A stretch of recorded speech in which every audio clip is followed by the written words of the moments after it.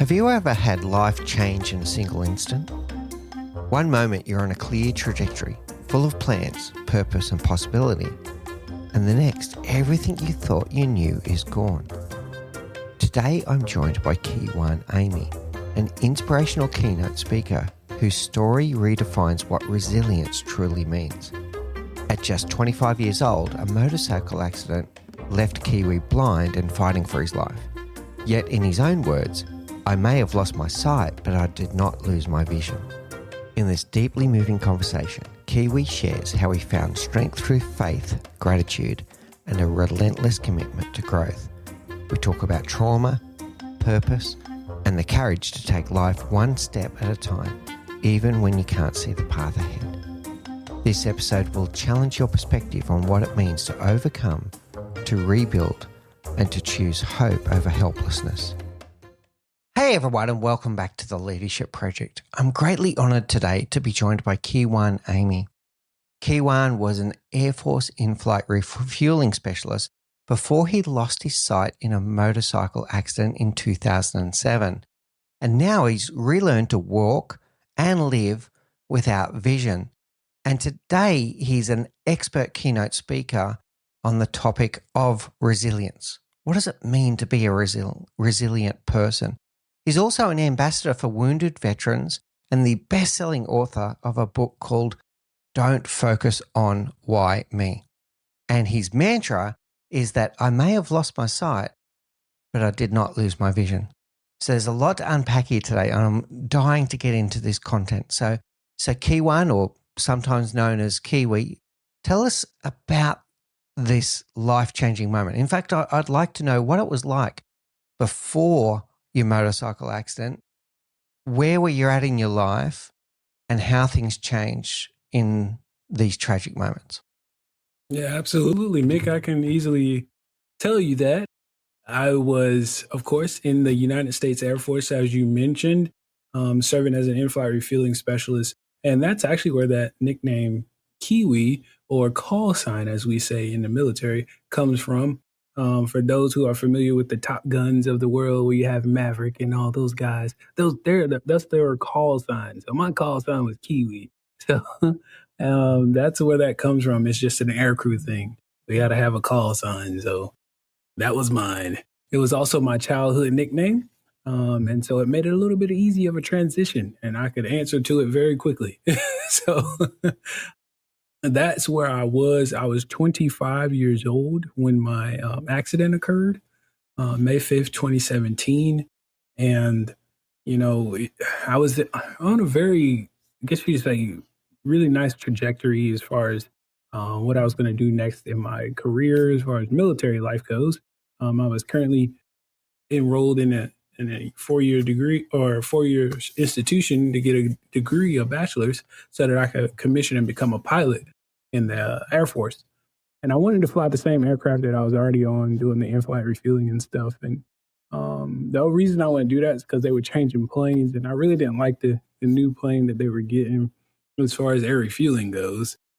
And being what we call boom operator, it was one of those things where I was like, I don't like the way that's going to be. It's like having a computer screen on an airplane that I'm looking out the back. How does that work? Whereas the plane that I was on, which was the KC-135, you're actually looking out of a window. Like, you're actually looking at the plane, not at a computer screen. And I liked that view way better. It was an amazing view and breathtaking, to say the least, with all the different backdrops you could have, and even the number of planes that could be behind you. It was so amazing.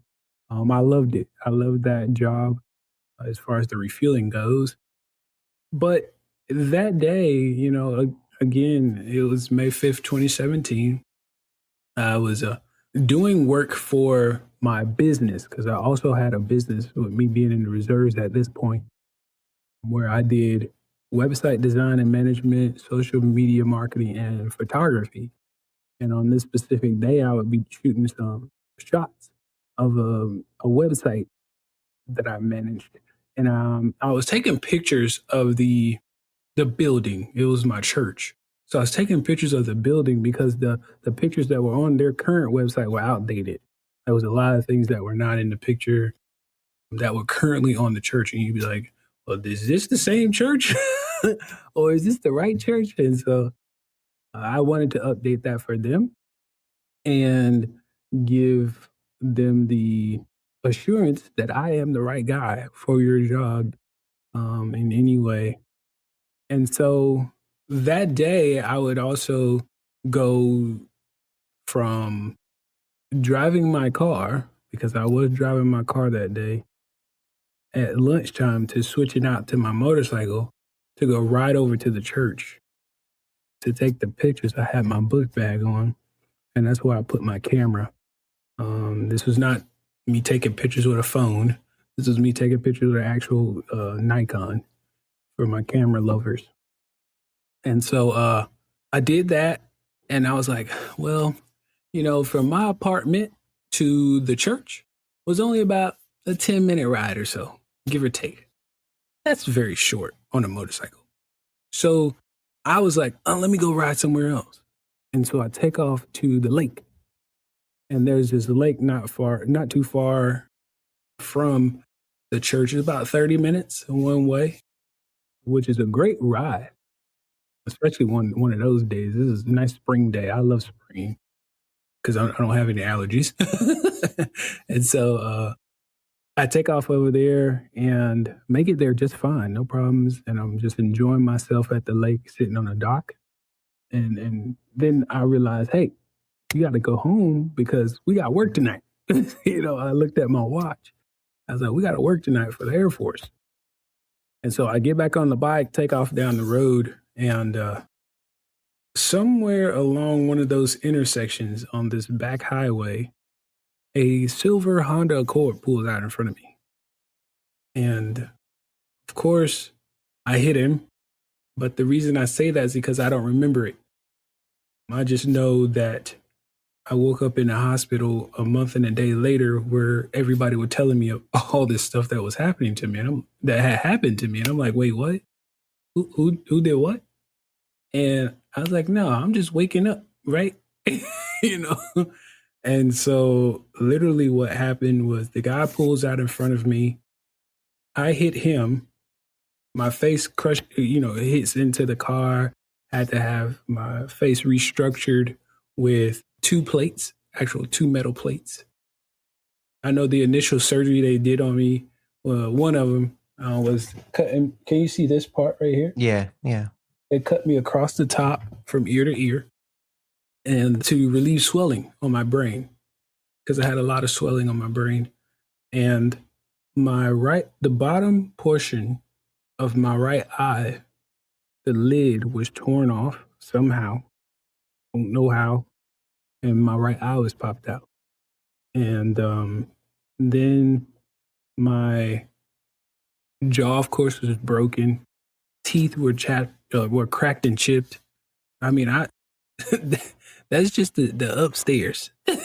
Of course, and I'm sorry, I'm not just wearing glasses or shades because I want to. It's kind of one of those things where I have to, for in a sense. I am blind, but it's also a symbol. But I have very light sensitive eyes, so if you see me wiping my eyes throughout the podcast, that's because that's what that's doing. And anywho, I had a tracheotomy done, and then my spine was broken. So it's now medically infused with 2 rods and 12 screws from L4 to T2. Both legs were broken. I have a metal rod in my right leg for my femur, which is the largest bone in your body, and a metal rod in my left leg for your shin, which is your tibia. I think I also fractured the fibula on my right leg, I believe it was. And I have a screw in my right foot. And my right foot is no longer the same size. And it's actually a whole shoe size bigger.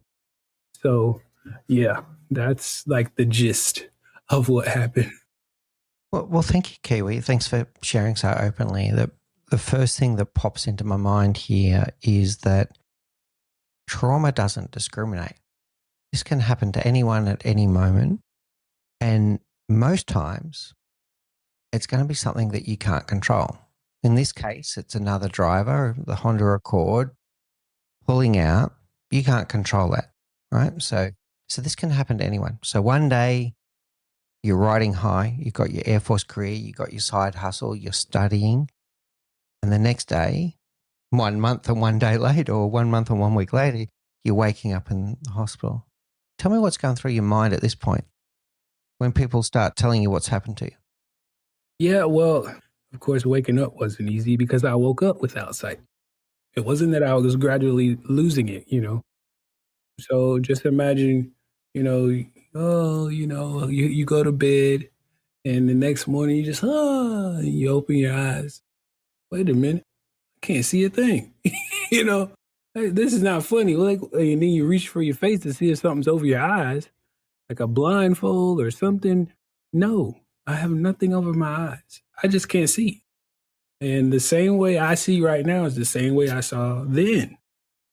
Nothing, and I did hear people in my hospital room. I didn't know I was in a hospital room yet. I thought I was still at my apartment. And I'm listening and I'm like, who's in my room? And I noticed my girlfriend's voice. I was like, oh, I understood why she would be here. What the heck is my mom doing in my room? Because those are the two people there, And as I'm listening to them talk, they were talking about a motorcycle accident, but I didn't know it was about me because they never said a name. They were just talking. And I'm like, oh, I don't like this story. Who are they talking about? I want to know, And so I try to speak. Well, first I go to open my eyes and I don't see anything. And I'm like, wait, whoa. And then I try to speak and then I can't speak because my jaw had been broken and they wired it shut. And so now I'm hitting the panic button, dude. It's like, ah! And they were hearing me, trying to mumble words, but of course, nothing was coming out. And with me in a panic, I'm trying to speak words very fast now because I'm like, what is going on? You know what? But of course, it sounds like mumbo jumbo, as they say. And my mom's like, hold on. And I'm like, what? And so she comes back with a notepad and a pencil. And I'm like, really? Looking at her like, are you serious right now? Like, I can't see anything. Don't you know this?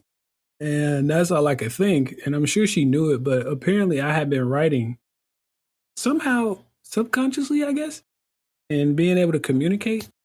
I don't know. But I just knew June 6th was the only day I remember writing. And what I said was, what is this motorcycle accident dream you guys are talking about? And she was like, oh, that's not a dream. That's what happened to you. And I did not talk or communicate for the rest of that day because I'm trying to figure out what just happened.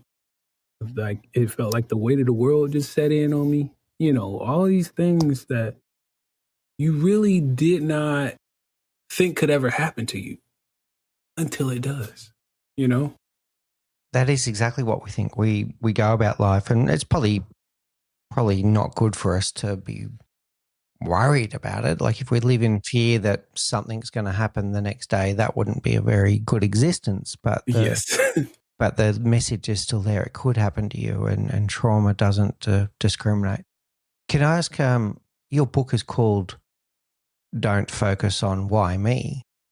In those early days, were you asking that question yourself? Well, that's where the book title comes from. The fact that I was asking those questions. And I'm a faith believer, so I was questioning God at this moment. God, why did you allow this to happen to me? What is going on here? Now hear me clearly. What did I just say? God, why did you allow this to happen to me? Because I believe that God allows things to happen. Whereas other people be like, well, see what he did? See how he do this thing? See what he did to you? No, that's not how that works in my belief. And so why did you allow this to happen to me? Like, I need some answers. Like, and I need them now. Like, because it's been over a month. It's your turn to talk now. You should have the answers. You should have everything because you know all. And so when he got done with me, as they say, and when your parent gets done with you as he is to me, I was like, well, okay, I won't complain anymore because I'm still alive. I'm still able to function. I still have a brain that's usable, and I'm not a vegetable. They thought I was going to be a vegetable. And for those who don't know what that means somebody's going to be feeding you, bathing you, doing everything for you, putting clothes on you, all of that. And now I can do all of that, and so that's a good part for me. Yeah, I'm really pleased to hear you've come out the other side and you're an amazing individual sitting in front of us right now. And I certainly want to talk a bit about, some of the process that went along that. But there's an important lesson that you just shared, Kiwi, and I want to replay it to you. The first thing you said is that God didn't do this to you.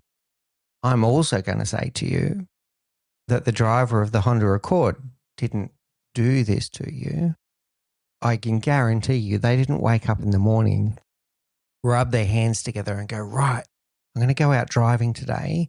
I'm going to find a motorcycle rider and I'm going to pull out in front of them and I'm going to see what damage I can do to them. There's no way that happens. So quite often when we feel attacked in our lives, we feel like other people are doing it on purpose and they're doing it to us. But the majority of time, it's an innocent mistake. They didn't set out to intentionally hurt you. So God didn't do this to you. The driver didn't do this to you. How do you process that? How do you process this? Okay, this has happened, but it wasn't malicious. It was just an accident. Yeah, it's interesting that you put it that way because I've never thought of it that way. But I do understand that logic because I am a very logical thinker, by the way. And yes, in hindsight being 2020, which it is, I now can say, okay, I understand what's going on. I understand purpose. I feel like there is still something that I need to do in this life of mine. But at the time, holy crap. I was like, there's no way you guys are telling me he didn't do this on purpose. Where is this guy? What is he doing? And so now with it being 8 years later, it's been 8 years. And so with that being the mindset that I have an 8 year gap of the accident and thinking of how far I've come. Because this is one thing, what people don't realize, I do reflect quite often.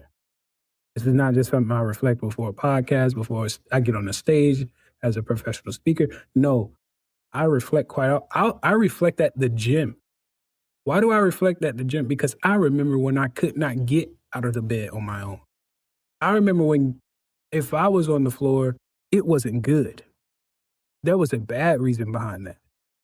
I remember when just standing up off of a couch was a task. That was considered an exercise. And so when I go to the gym and I can deadlift over 300 pounds, when I can bench press over 200 pounds, when I can squat over 200 pounds, that these things that is not to boast, to brag or nothing. It's to say that if I can still do it, anybody with the mindset, the determination, the willpower, if you want to do something, you can. Because I always go back as well to sports. I used to play sports before my accident, even not just talking high school or middle school, but even up to when I was in my military years, I was playing semi-professional football. And we just came off a great season. Our defense was number one in the league. And I played strong safety. The thing that I'll miss so much is playing that game of football. I miss it. Now, I'm more of a thinker when it comes to that game. I'm not I'm going to knock you out and try to, deliver the most damage and harm to you. No, that's not me. I'm going to outthink you. I'm going to outsmart you. I was always that person. Like, thinking is just my game. And I brought it on the field. But I also said since I can't play football anymore, I'm not going to let that be the only thing that I try.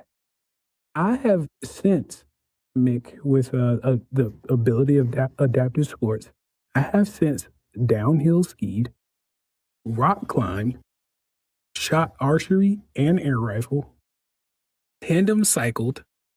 I've done rowing, powerlifting. Like, I've done so many different things that I never thought I would do.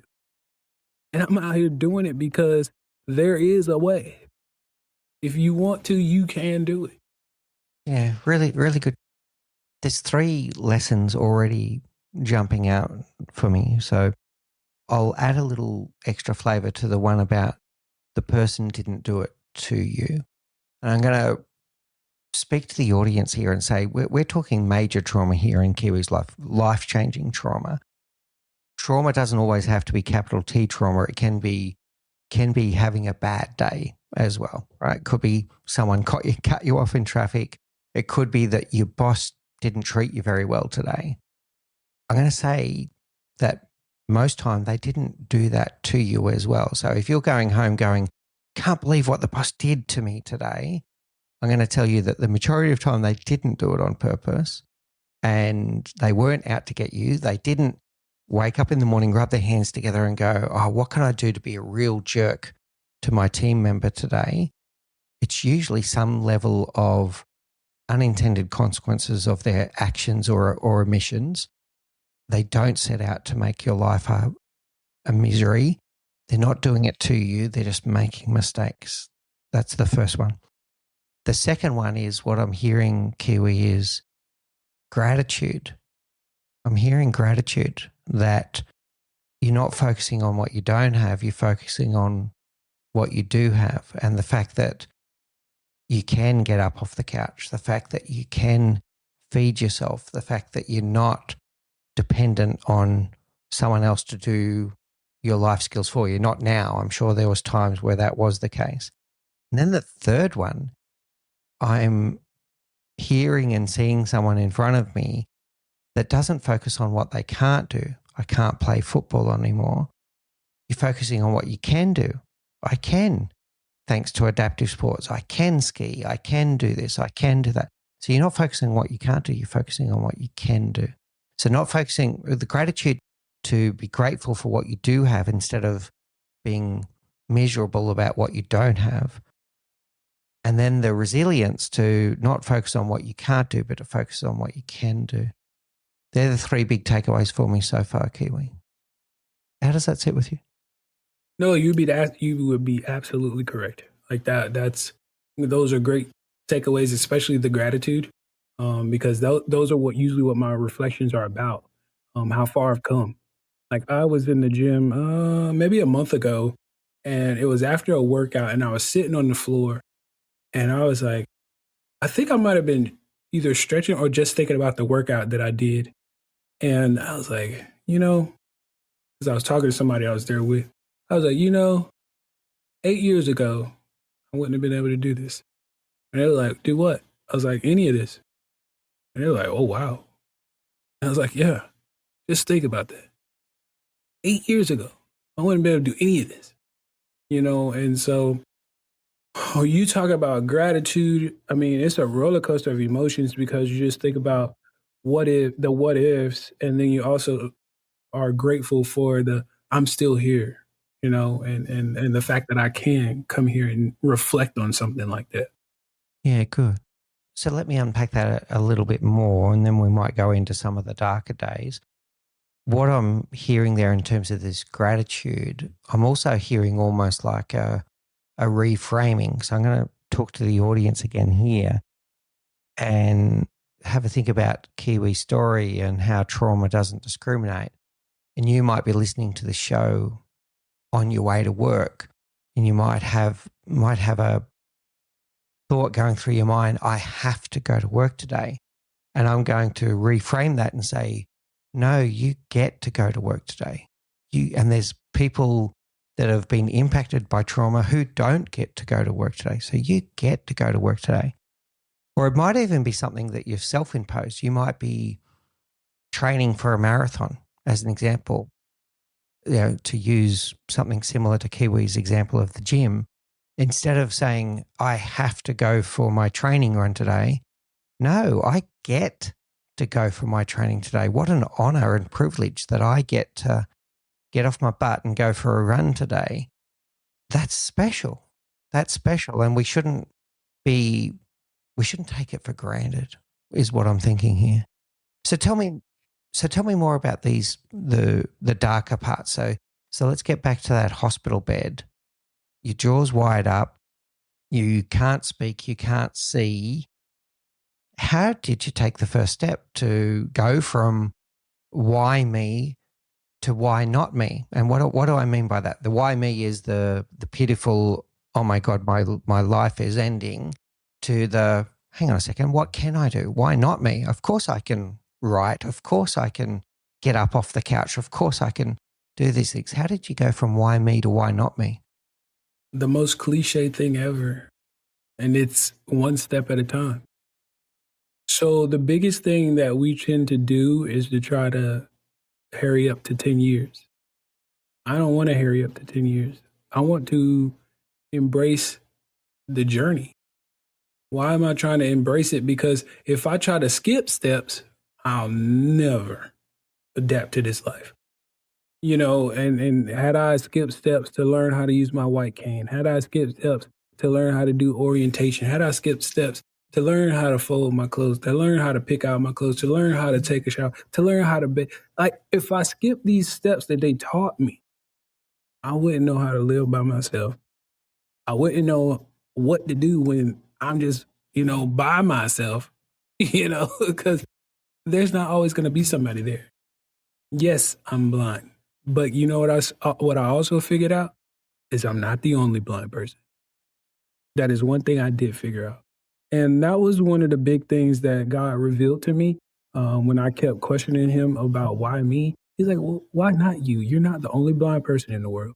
You do things with your eyes closed already. Now it's just that you're going to have to do things even more with no sight, basically. And you're going to have to rely on other things, such as my hearing, my touch. There are ways to do things. We just have to understand we need to figure it out. And that's why I say I'm so grateful when I say I still have my mind as far as thinking, because I've always been a thinker. I'm so grateful I can still do that. And so, those days, man, especially when I first woke up or came to, because I was in a medically induced coma. But those days they were long, but I was grateful that there was always someone there, whether it was family or a friend or a coworker.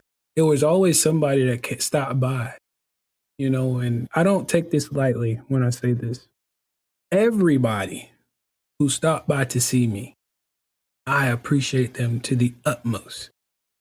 I am so grateful because they're the people who kept me going and gave me energy to survive, to fight this thing, and to keep going. Like even today, I still find myself trying to gain energy from other sources. Ever since this, pandemic, which has changed everybody's thought processes of moving. Ever since that, it's like we don't connect anymore like we used to.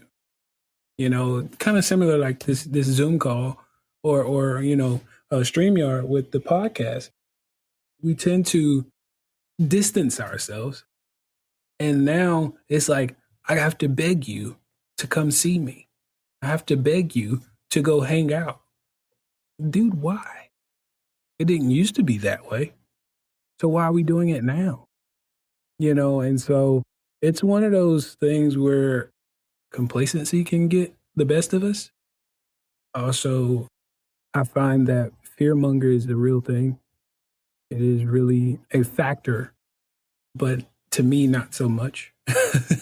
I tell people my superpower is the fact that I can't see things. So when some people are afraid because they see something, I'm like, well, what is it? Oh, that's a good way to turn it into a strength. Yeah. It really is, and I just like, well, what is it? If I don't consider it in my mind, something to be afraid of, then I won't. And they'll be like, "Are you okay?" I'm like, "I'm fine." Like, what's your problem?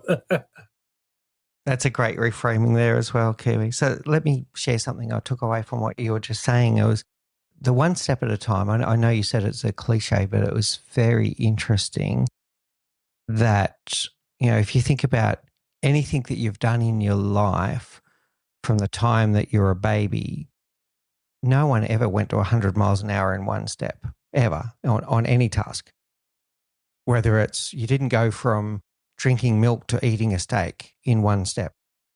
That never happened. And you also didn't go from crawling to running. No one did that either. And yet as adults, I think sometimes we do get frustrated. It could be something I want to learn to public speak, and to go from not public speaking to speaking in front of a 5,000 strong audience is also not the way either. Start with one person, 3 people, 7 people, 14 people. But where I'm going with this is I think sometimes we get impatient. And I was wondering if you felt that, did you get frustrated where you wanted to go faster, but you had to keep on reminding yourself one step at a time, and building those foundations were going to be important for the future. Imagine if you didn't take the time how to use the white cane, which I can't empathize with that. I don't understand for a second what that would have felt like. Only you could know that, and other blind people. But if you didn't put in the work to learn how to use the white cane, what would your life look like now? You'd be dependent. You'd be dependent on other people to guide you across the street and all kinds of things. So how did you, I'm not going to say not get frustrated, because you probably did at times. How did you process that frustration and remind yourself to be patient and put in the work? I started smiling when you were asking about a story of maybe me telling myself, one step at a time. It was actually somebody else. And basically, what did he say? Give it time. That was his exact quote. And I put this in my book as well. I think that's actually a title of one of my chapters. But anywho, it was my pastor, because I do play drums, and you can see behind me I have a drum set. Yeah. So I've been playing drums since I was 7, and I play at my church. As of today, I do. Him and his wife came over to visit me at my grandmother's house when I was staying with her. And I was like, "Oh yeah, Pastor, I'm so ready to get back to church. Woo, I can't wait to get back on those drums. I'm going to tear them things all to pieces." And he started giggling. And I'm like, "Is something funny?" And he was like, "Give it time, son." And I was like, "Huh?" It changed my whole demeanor. Like, I'm just excited. And he said, "Give it time." I was like, "Huh? What do you mean, give it time?" I'm telling you, I'm ready to come back. And you talking about some give it time? You're supposed to be happy. But what it was, he was saying, you might feel like you're ready, but just allow yourself a little bit more time. Give yourself, what I say, a little bit more grace. Because a lot of these things that we do, especially, and this is where the frustration can come in, is without that grace. When we try to rush things, "Oh man, I want it done yesterday." That's not how it works. That's not how it works at all. Think about it this way. It takes 9 months for a baby to get formed. If you rush that process, it can be deadly, you know? And so we have to understand that every moment, every step, like you went back to you talk about the speaking. I'm a professional speaker, so I can actually attest to that. I started out speaking in, of course, a class when I was like, in high school, but that was like, oh man, that was easy. These were my peers. I could clown and be funny. Then I became an actor. And I'm like, these are people I don't know. I don't know anybody. I'm in different cities, different states. I'm like, oh God, this is nerve-wracking. But you know what I did? I said, they are looking for what I'm doing. I'm not looking for what they're doing. So what I had to do is, as you talked about, reframe my thinking. because without me doing that, I would have been going nervous, forgetting what I was supposed to be doing, messing up the scene, all of that. But really, all they cared about was seeing me and what I was going to do in front of them. They didn't know what my line was.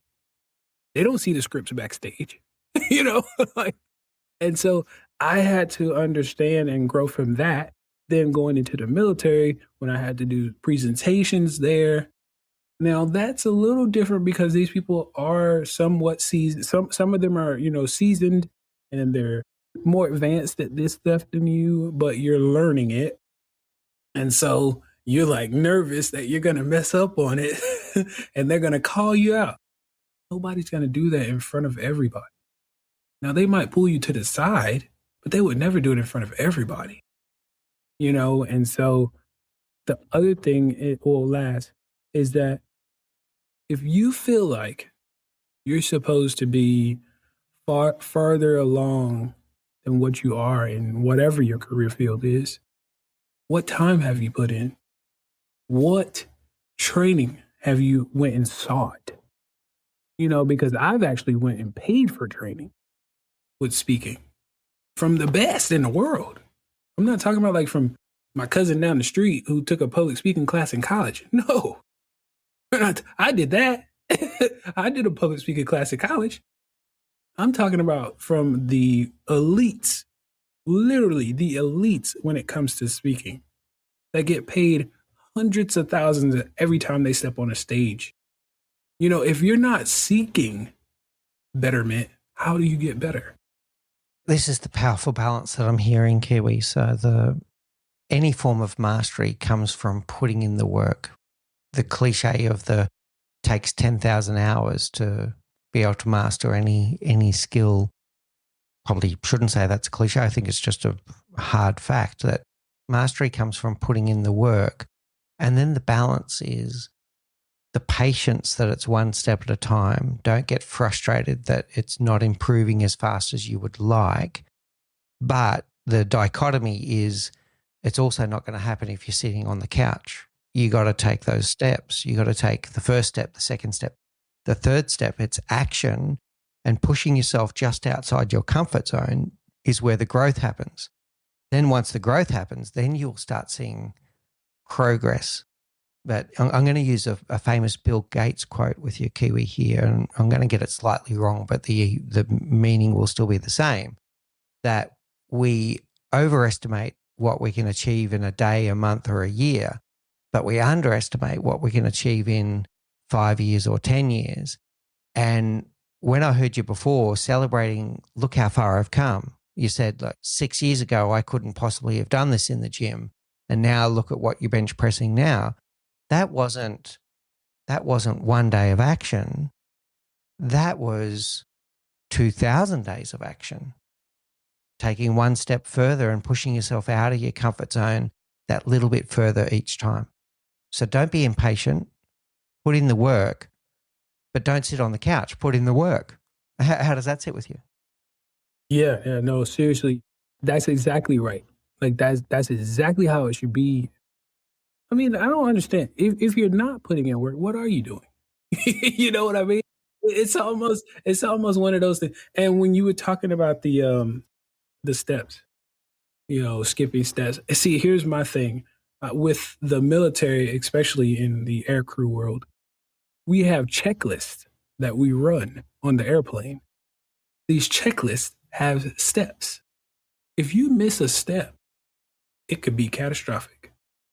Oh, damn, I forgot to put fuel in the plane. I'm being silly, but yeah.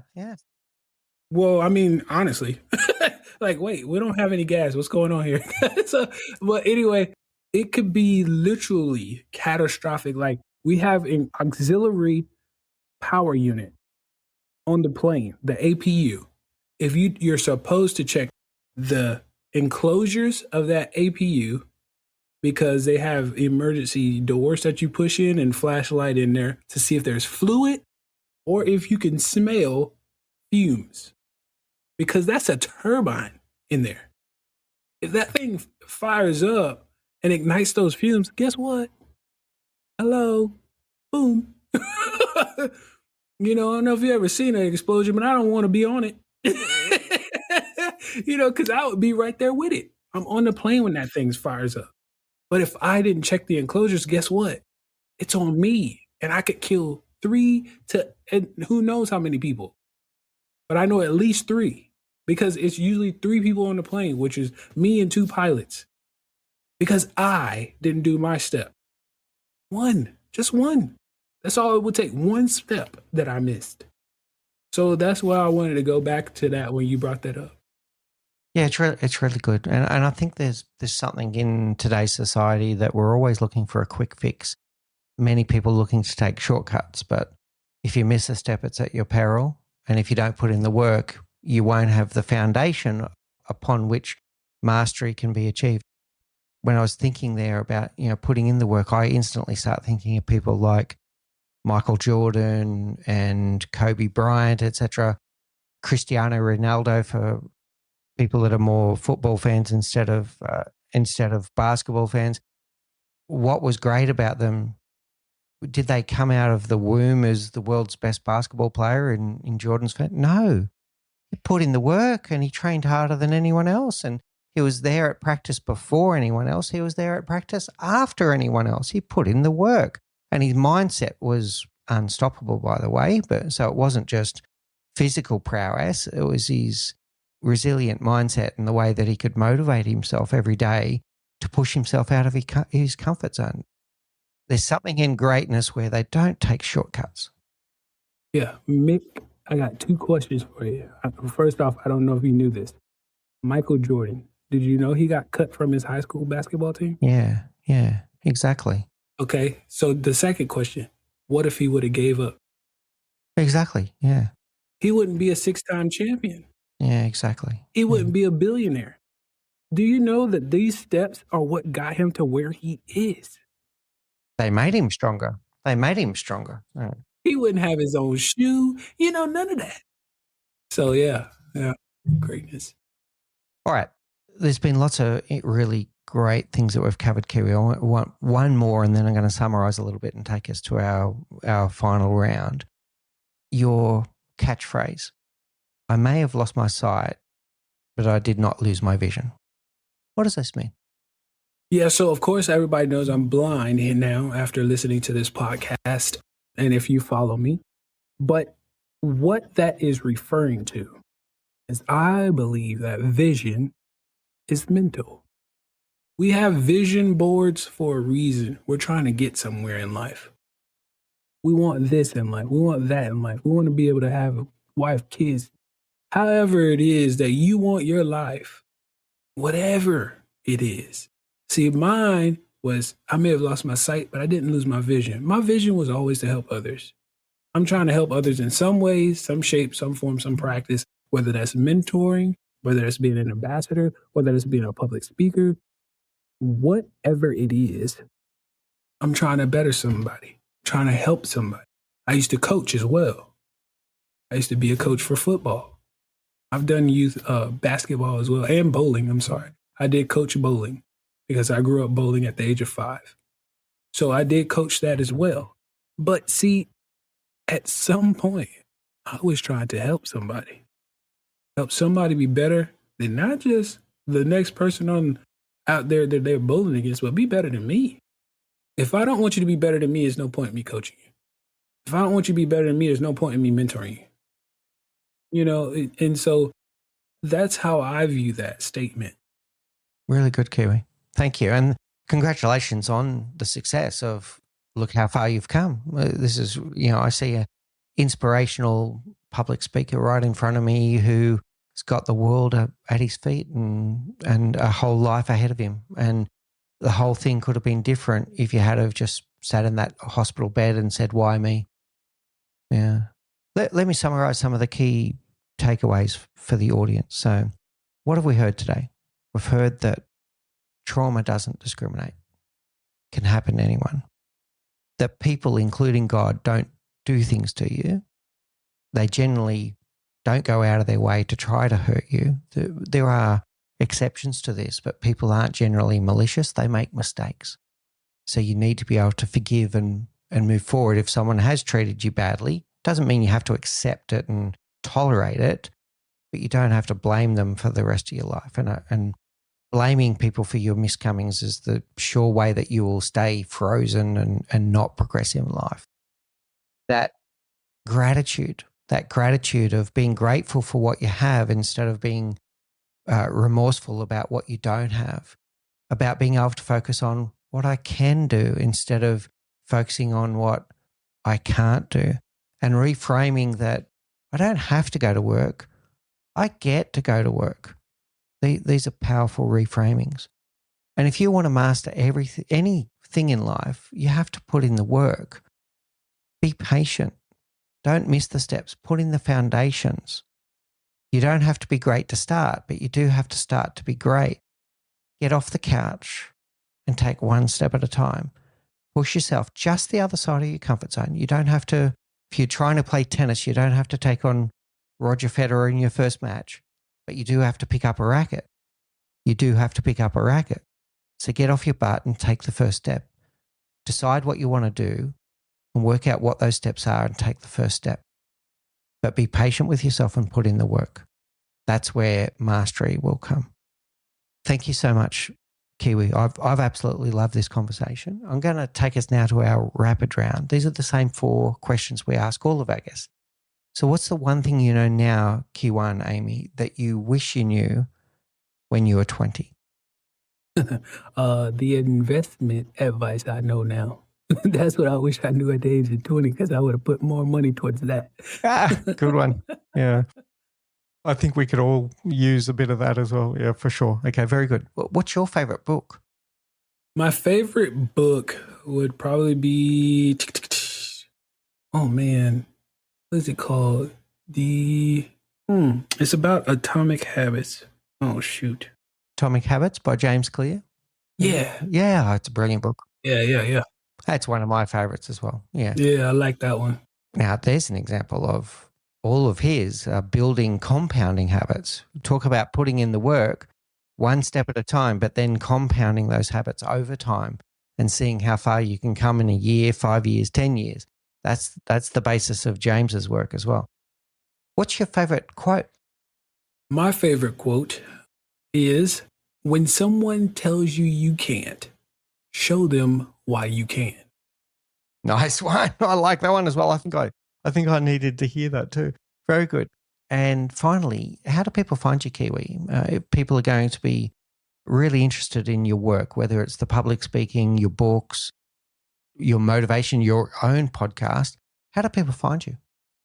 Absolutely. They can find me at my website, which is ameymotivation.com. That's AMEY motivation.com, where you can find me for booking engagements. If you want me to speak for any event, if you want to book me for a podcast, if you would like for me to just come and speak for anything. I do sports events. I do business events. I do a lot of different events. And you could go on there and, of course, email me and we can discuss further. And you can also find my social media handles on there. I'm on LinkedIn. I'm on Facebook. I'm on Instagram and YouTube. And I also just launched my own podcast, which is called No Sight, No Excuses. And it's on all your major platforms such as Amazon, Apple, Spotify, iHeartRadio, as well as YouTube. So, yeah. All right. Thank you so much, Kiwi. I've thoroughly loved our conversation. You've given us a lot to stop and think about in all of these areas of resilience and moving forward. Thank you so much for the gift of your time, your wisdom, and your experience today. Thank you. What an extraordinary conversation with Kijuan Amey. Kiwi reminded us that trauma doesn't discriminate, but our response to it defines us. We learned that people don't always do things to us, but most often life simply happens. And when it does, we have a choice to stay in the question, why me? Or to rise with a, why not me? Kiwi's story teaches us to find gratitude in what we can do instead of focusing on what we can't. To stop saying I have to and start saying I get to. And to understand that mastery in life, leadership, or recovery comes from patience, persistence, and putting in the work one step at a time. So if you just take one thing from today's episode, let it be this. You don't have to be great to start, but you do have to start to be great. In the next episode, I'm going to be joined by the inspirational Stephanie Chung, who's going to talk to us about leading with empathy and inclusion. You've been listening to The Leadership Project. If today sparked an insight, don't keep it to yourself. Share it with one other person who would benefit from listening to the show. A huge thank you to Gerald Calabo for his tireless work editing every episode, and to my amazing wife, Say, who does all the heavy lifting in the background to make this show possible. None of this happens without them. Around here, we believe leadership is a practice, not a position, that people should feel seen, heard, valued, and that they matter, and that the best leaders trade ego for empathy, certainty for curiosity, and control for trust. If that resonates with you, please subscribe on YouTube and on your favourite podcast app. And if you want more, follow me on LinkedIn and explore our archives for conversations that move you from knowing to doing. Until next time, lead with curiosity, courage, and care.